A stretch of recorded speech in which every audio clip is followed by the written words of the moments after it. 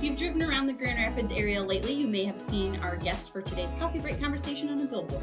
Justin Malcolm is a home supervisor in our Vander Ark residential program and a featured staff member in our recently launched marketing campaign. Thanks for joining us today, Justin. Great to be here.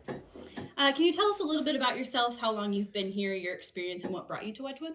Sure, yeah. So I've been working in residential for about 7 years now. I'm relatively new to Wedgwood, been here about 10 months. But I've always sort of felt called to do the most good for the most people. And when I saw the opportunity to come here, I felt like that was a great chance to do that. I couldn't say no. Great. Well, we're happy you're here. Me too. So first, let's talk a little bit about these billboards. Sure. They're for a campaign to recruit new team members. So why do you think people should join our team? So for the last few years, working, frontline work in the pandemic and everything's been really difficult. And I felt like when I got the email explaining the campaign, I like the message a lot of how we're people who, yes, it's big work that we do and it's super important, but I like the opportunity to pour into other people, to develop them, to give them the skills and the tools that have made me successful in my role and help them be successful in theirs. So that campaign really spoke out to me. That was super exciting. And then when I did first arrive here 10 months ago, we were already doing that. The campaign wasn't new. It was just telling Grand Rapids, hey, we are a place that develops you. You are going to learn how to be a good staff. And you're also going to get the opportunity to help some kids who really deserve it. Beautifully said. So you touched on this a little bit, but as a home supervisor, you get to pour into your team and your staff members. So what does leadership mean to you for your team and for the kids that you're working with in your program? That's a really good question. I've had the opportunity to work with some really great supervisors in my time, and I found the best ones were never the, you guys go get them, but let's go get them.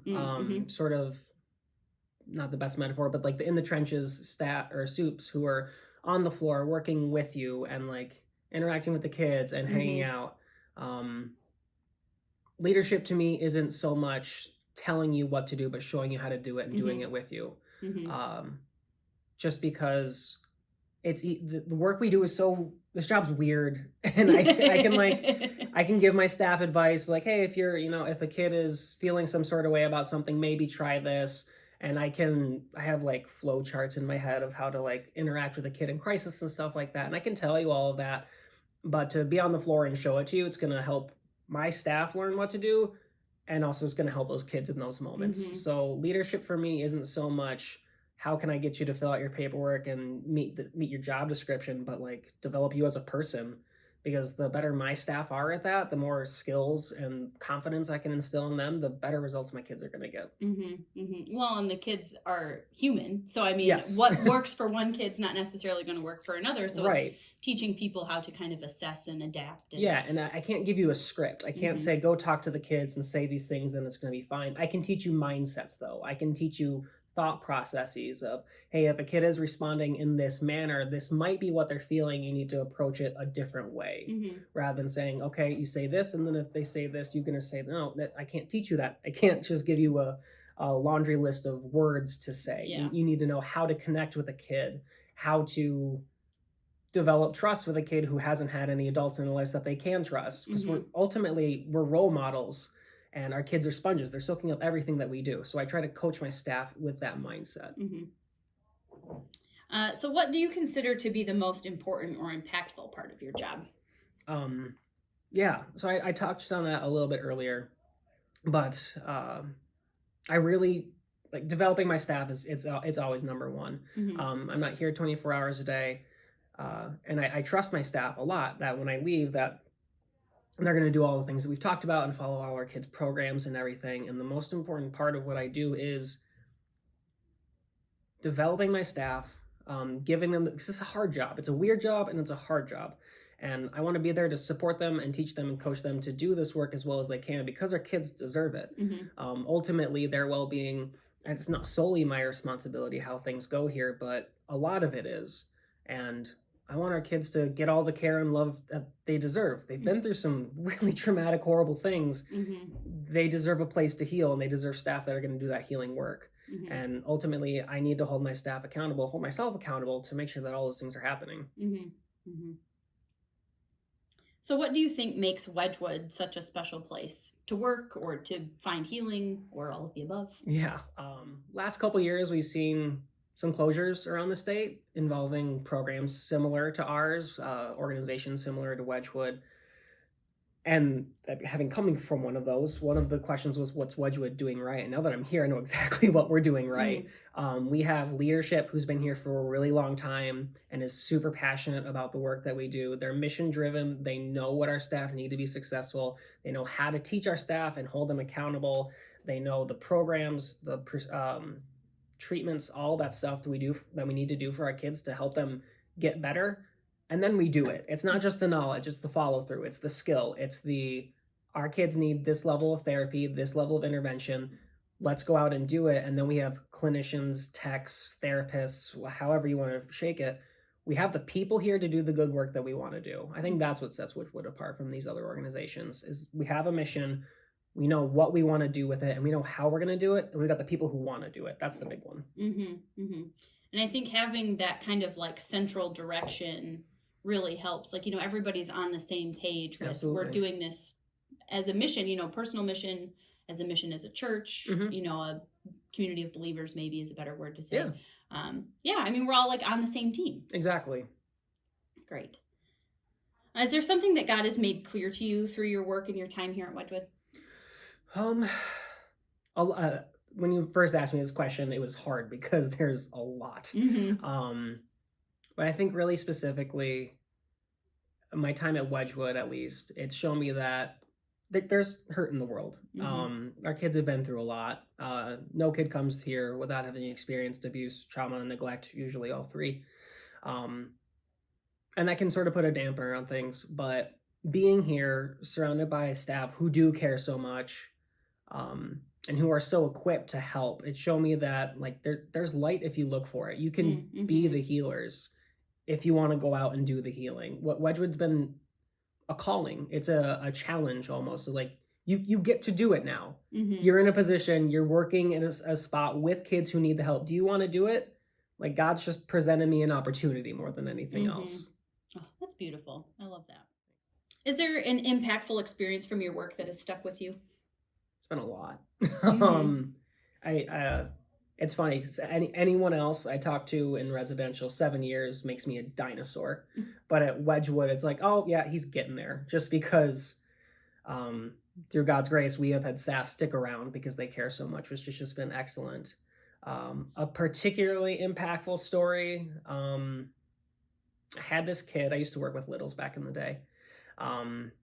He had intermittent explosive disorder, so he would just seemingly, it wasn't, but he very low tolerance for annoyance or disturbances to his routine. Any little thing would set him off, so to speak, and we would see a physical escalation. And one of my staff called me for some support, so I'm coming out to help him, and I see that this isn't his name, but Brian is pacing around and he's right on that threshold. And I had spent a very long time building rapport with Brian, hanging out with him when he's just, at baseline, getting to know him, asking him about the things that he's interested in. I know more about Pokemon cards now than I ever thought I would. And I see Brian's at this tipping point, and I walk up, and it was an opportunity to help, because every situation I can either show up and help, or I can show up and make things worse. And all of it sort of came together. I'm like, Brian, what's going on, buddy? And he sees me, and he's a little dude. He's like 7, 8. And just runs up, jumps, big hug. And I just kind of carried him away. And it was just that moment of, this kid has been through so much awfulness. He had fetal alcohol syndrome, so his brain didn't develop fully as it was supposed to. And you pair that with the trauma, you pair that with the abuse and neglect that he's experienced. And all of it culminating in, Brian could have assaulted me, he could have ran away, he could have done whatever he wanted. But in that moment, he was able to choose to care, to open himself up to love, to say, Mr. Justin's here to help.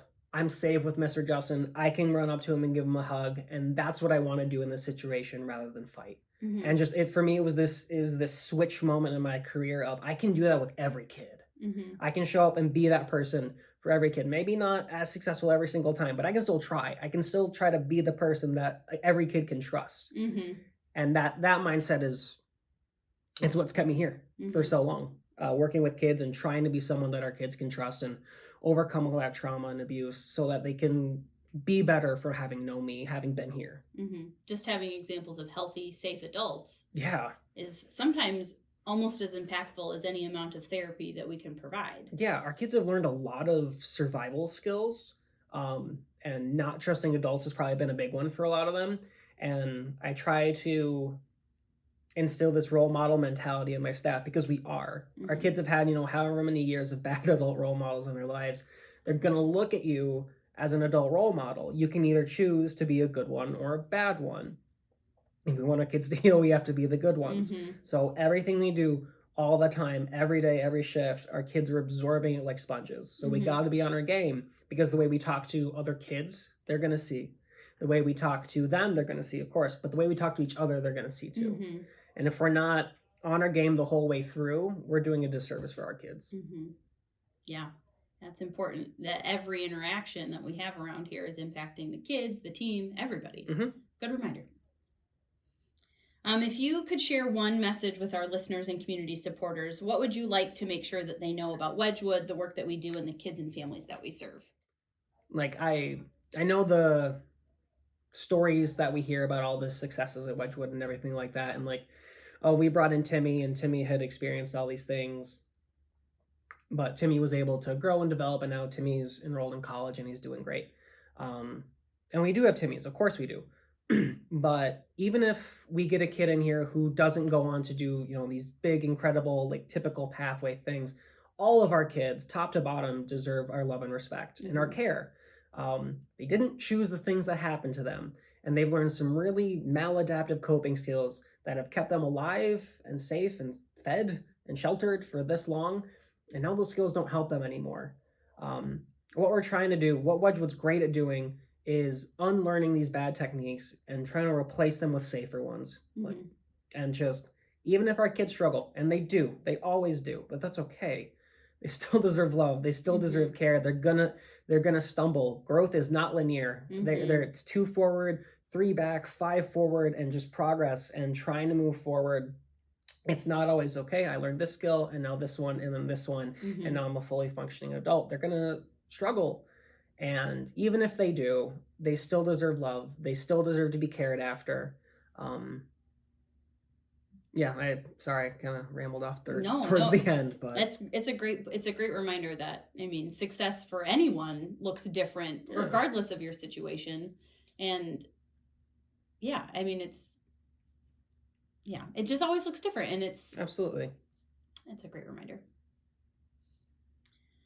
Justin, thank you for all that you do for this organization and the kids in our care. Your dedication and compassion are so appreciated, and it was wonderful to have you for our coffee break conversation today. Great to be here. Thank you. Appreciate it.